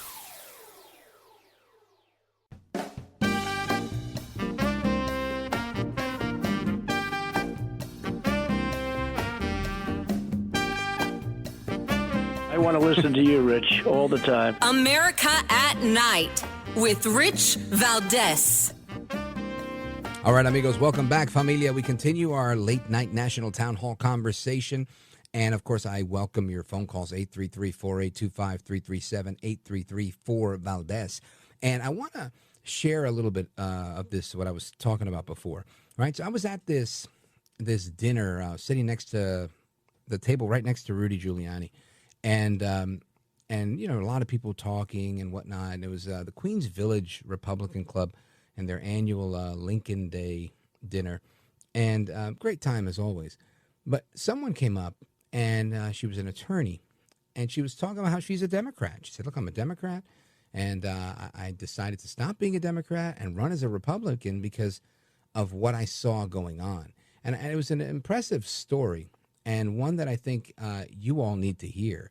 Her name is Maron, and she's running against Alvin Bragg as a Republican for District Attorney of New York City. And she's with us now. Maron, welcome. Rich, thank you so much for having me. And I remember that dinner well. It was a wonderful dinner. Yes, it was. And let's talk a little bit about that, because for those who weren't there, they may not know a little bit of your story, but let's talk about how a Democrat becomes a Republican. Sure. Well, like many New Yorkers, and in particular many Manhattanites, I was a Democrat for a long time, for many decades, and didn't really think too much about it because that's sort of par for the course here in New York City. But, you know, that for me, it started to change when I have 4 kids who are New York City public school kids, and I started to realize that things weren't going right in the schools when they were trying to get rid of our specialized high schools and our gifted and talented programs and all the really good schools that parents want to get their kids into. And I ran for my school board and joined my school board and started saying really sensible things, just really normal, sensible things like we should protect the best schools in the city and we should expand them and have more of them. And you don't make things better by tearing things down. You have to make things better by fixing what's not working. You know, I was saying super common sense things. And of course, this is I joined my school board for the first time in 2017. This was met with accusations of racism and white supremacy and that it's like a race war when you try to say common sense things.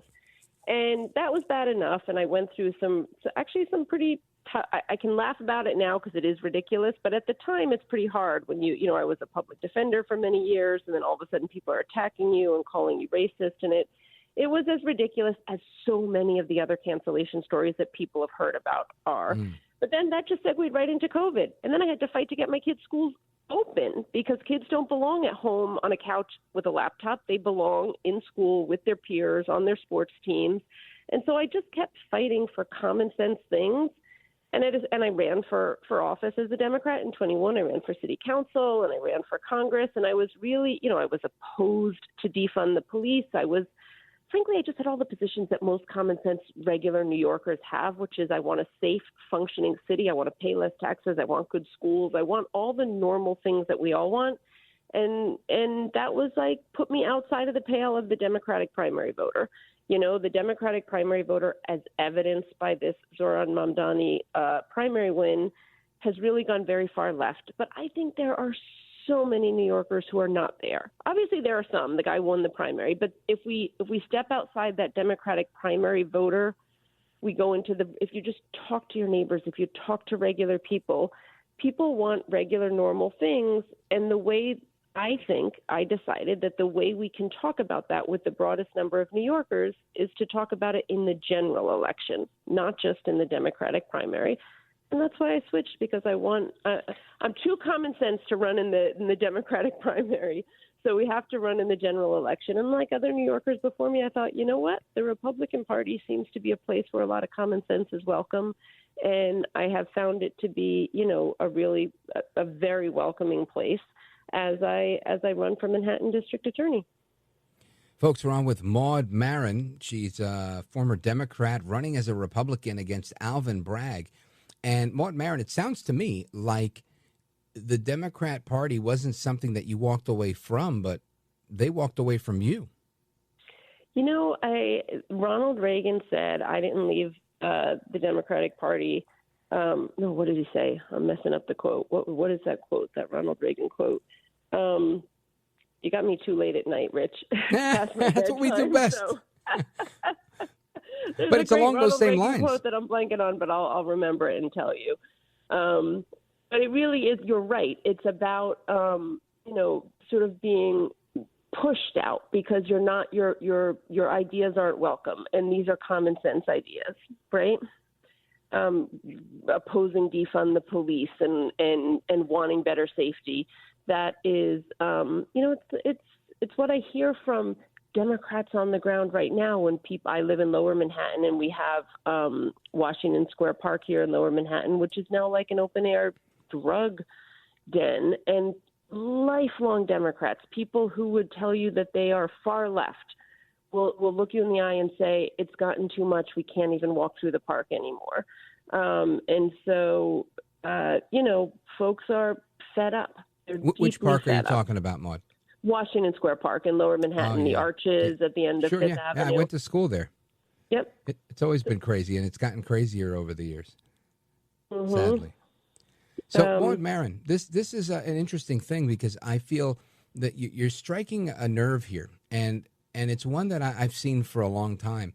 And I learned it when I was in high school, when Rudy Giuliani ran for mayor, that you take a prosecutor from Brooklyn and who was, a true blue New Yorker that I think people had a lot of appreciation for. He ran against Dinkins, who was, I'm going to say Adams-like, right? He was also not great and waned in popularity, but he didn't win. And it took Rudy till his third attempt to actually win. And look at the legacy he left behind. I think there's few people in America that don't know about the story of Rudy Giuliani cleaning up New York. But it's really the story of, it's not the story of a Republican winning. It's the story of Democrats kind of saying, I've had enough with these Democrats, and we're going to go in the other direction because it makes sense to have more cops on the street. Crime had gotten so out of control. And ultimately, New York being the financial capital of the world, in my opinion, there's a certain standard you have to maintain with safety. And when that goes out the window, as does the investment that many people are making globally into the city. And nobody wants that. So, Maud Maron, I want you to stick with me. We have like 30 seconds left here, but I want to get your take on what happens now if we, as New Yorkers, mess up and give any type of bandwidth to Zoran Mamdani. And I want to hear your thoughts on that race as well.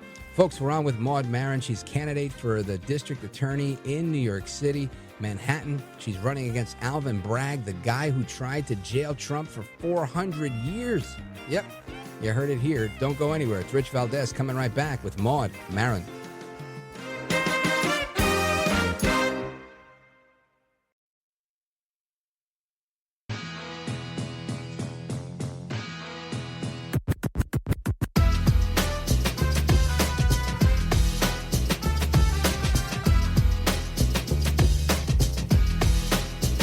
Thanks for what you do. You have so many people. You ask the questions that if a viewer had a microphone, they would ask that question, and you seem to always ask it right at the right time. So God bless you, my friend. America at Night with Rich Valdez.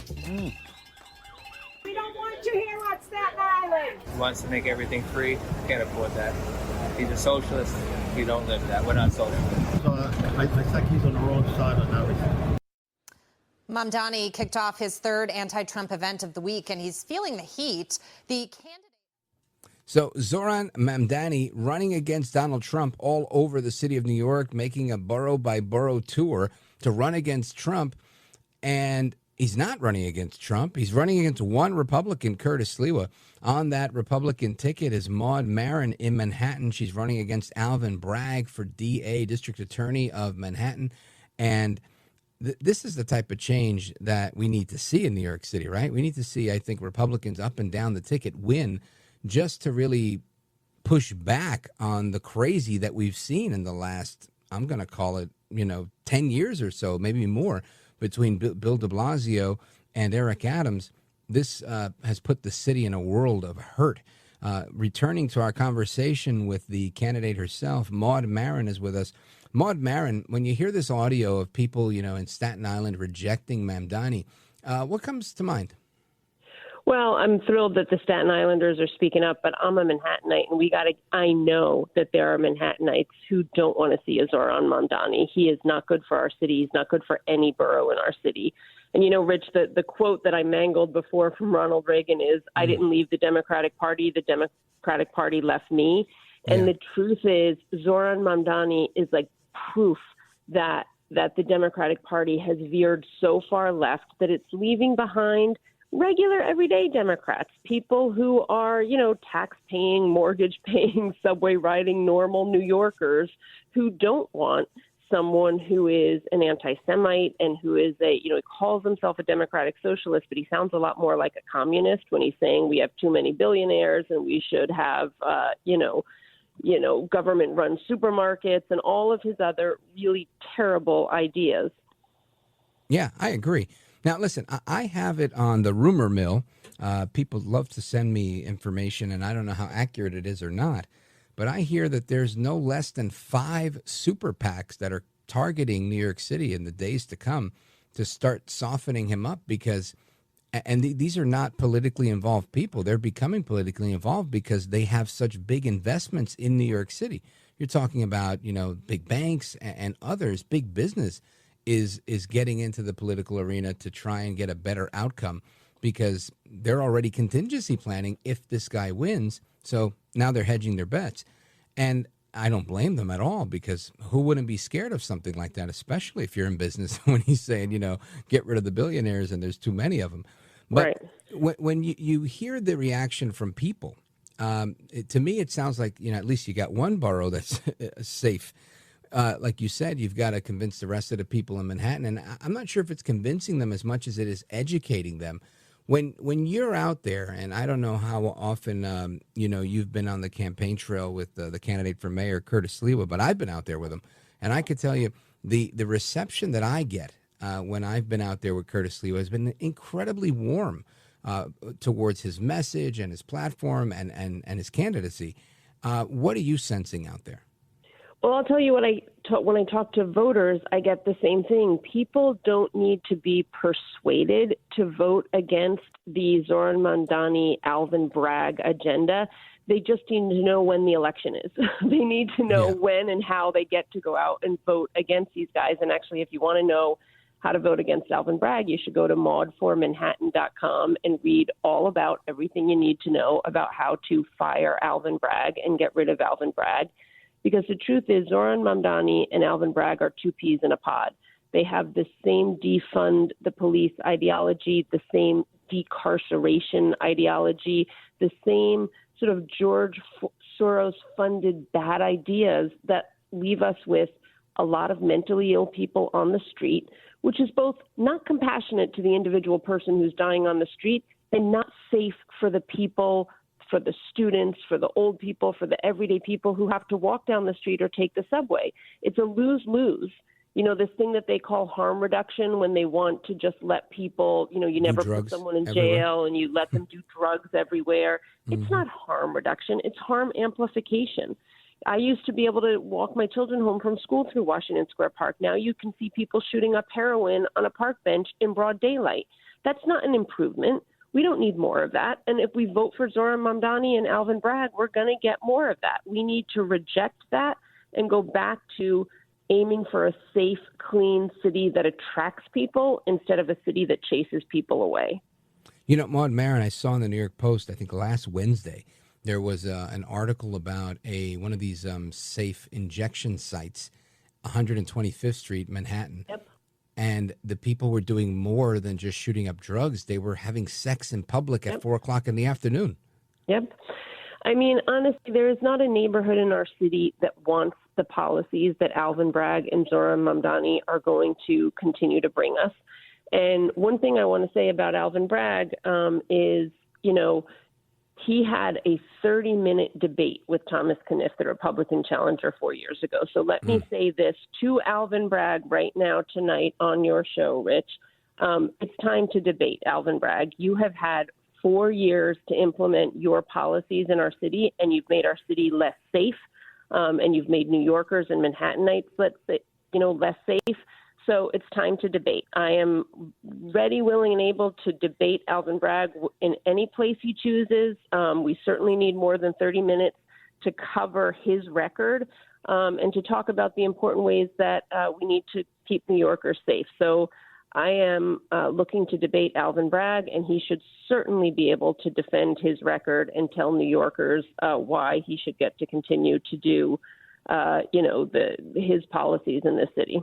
I think all Manhattanites want to hear that. Yeah, and I think all Americans do, because you know what? There's a lot of Americans that have a bone to pick with Alvin Bragg, so I'm glad you decided to share that with everybody that's listening tonight, that you want to debate Alvin Bragg. And I'm going to take it, like many Democrats, he's non-responsive, afraid, and running away from you.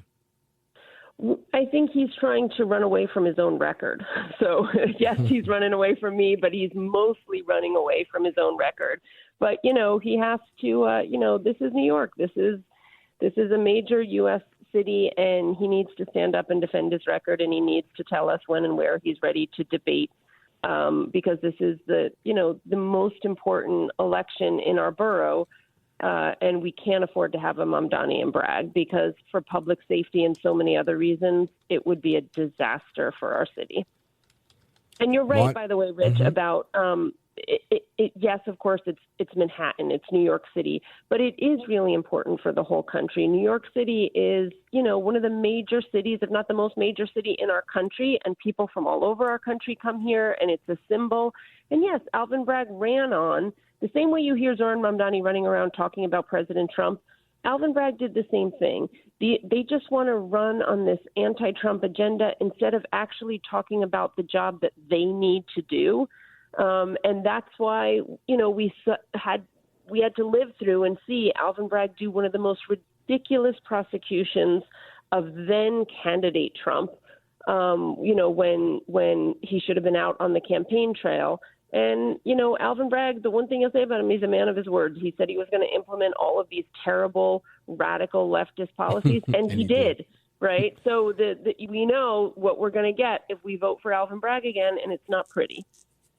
Folks, we're on with Maron. She is running against Alvin Bragg, who brought the fake, phony fraud case against El Trompito Donaldus Magnus, the 45th and now 47th president of these United States. And Maron, when you're telling me this story that Alvin Bragg is running away from you, it reminds me of what Democrats do. I once tried to debate AOC. She ran away from me, quite literally. And it reminded me of a time, I think it was 1992, during the H.W. Bush election, where somebody dressed up like a chicken to call out Bush to debate. And maybe that's something you need to do. Have somebody in a chicken suit right outside Bragg's office and show up every day and get every camera you can to cover that and call him out until he does it. Because unlike Mamdani, who will probably jump at the chance to debate Curtis when he gets a chance, I think Bragg wants to stay quiet and just, Absolutely. If he can avoid you, why not? He will absolutely do that, and I welcome anybody who wants to stand in a chicken suit. It might not be me, but anybody who wants to do it can do that. But I think he has good reason to run away from his record. It's a terrible record, and even though, they're trying to convince New Yorkers that things are better, the New Yorkers who have eyes in their head and take the subway and go out into the streets, we can see what's happening in our city. A woman was on fire on a subway cart. I mean, 2.5 to 3 months ago. That's something I'd never seen in my life, and I was born in Brooklyn in 1978. So you're right. Things are bad. Maud, we're out of time here, but I want to make sure everybody knows where to go if they want to support your campaign, if they want to see a difference, if they want to stick it to the man. that tried to jail El Trompito Donaldus Magnus, the 45th president of these United States, now the 47th as well. Where do they go? Rich, I want to say one final thing, which is our internal poll shows a path to defeat Bragg. We have a strategy in place. What we need is donor support, and anyone who's listening can go to maudformanhattan.com. It's Maud, MAUD, 4FOR, maudformanhattan.com. Please click that donate button. We can defeat Alvin Bragg this November. Maud, Maron, thanks for being here. I appreciate it. Godspeed to you. I hope you beat the crap out of Alvin Bragg politically, and Curtis as well with Mr. Mamdani, because New York City desperately needs a change, and I think you guys are it. Thank you so much. Thanks so much, Rich. You bet. And amigos, we continue the conversation with you. We the people. Is socialism coming to America? What are we going to do to stop it? First, it's New York. Next stop, your neighborhood. 833-482-5337. 833-4-VALDEZ. This is America at Night with Rich Valdez. Call now, 833-4-VALDEZ. That's 833-482-5337. 833-4-VALDEZ. That's Valdez with an S.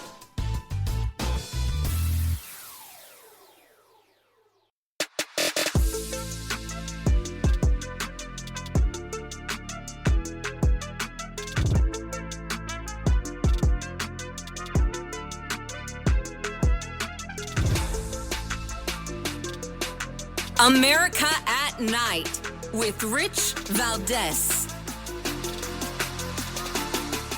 What kind of assurances do you feel like you have that going forward and, past this Trump administration, it won't be American boots on the ground defending that border? Well, you have my assurance, and I'm president, and I'm just trying to stop people from being killed. Look, they're losing from 5,000 to 7,000 people a week in that ridiculous war that should have never happened. If we had a normal president, not even a great president, if we had a normal president, it wouldn't have happened. But we had a guy that didn't have a clue. And they're losing, think of it, 5,000 to 7,000 a week.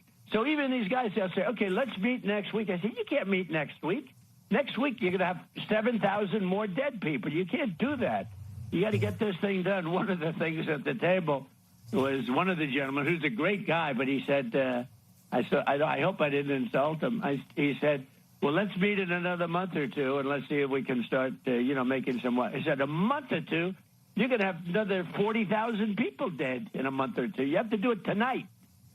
And I did, actually. I called President Putin, and we're trying to work out a meeting with President Zelensky. We'll see what happens there. And then if it works out, then I'll go to the trilat and close it up. Again, that was President Trump this morning on the Fox News channel. Guess what? Putin has agreed.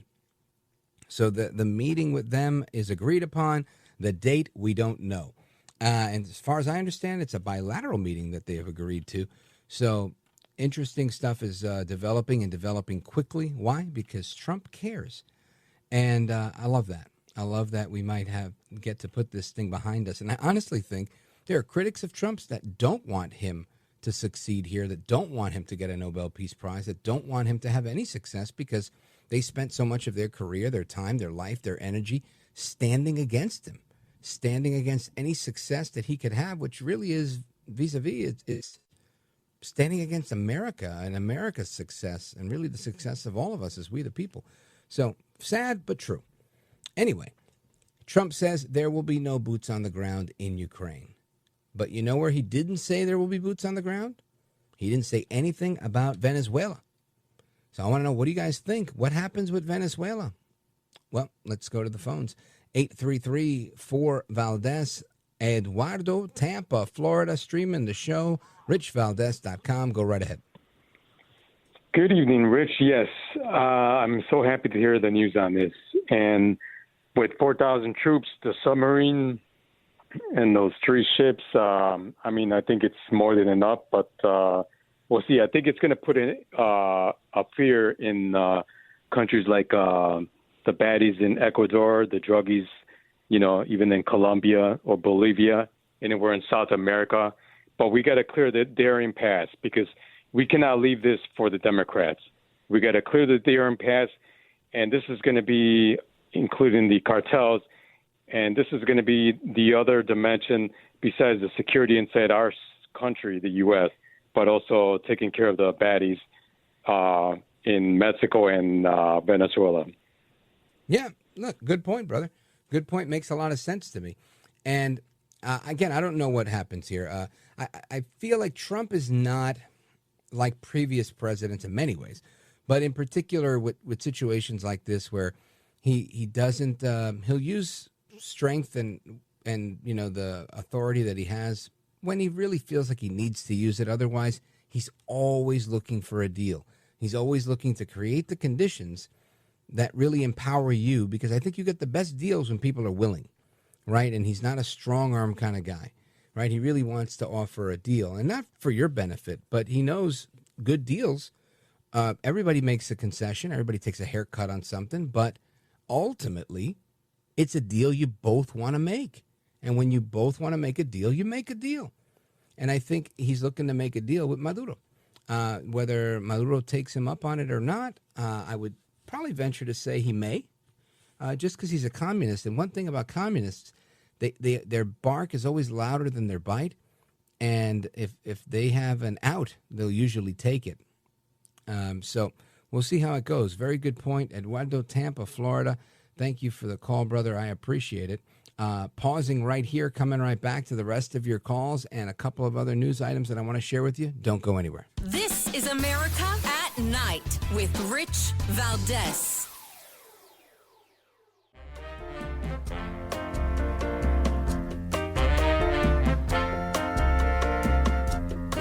All right, amigos, welcome back. Rich Valdez with an S.